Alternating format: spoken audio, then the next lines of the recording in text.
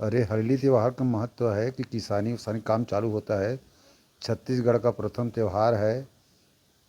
इसमें सभी के यहाँ सुख समृद्धि हरियाली आए, यही कामना करते हैं। और क्या है कि उस दिन ना, हरली के दिन जितने भी कृषि यंत्र हैं, जैसे कुदाली है, नांगर है ना, और जितने भी औजार हैं कृषि संबंधी, नांगर है, बैला है, गाय है, उसको सब पूजा वूजा करते हैं।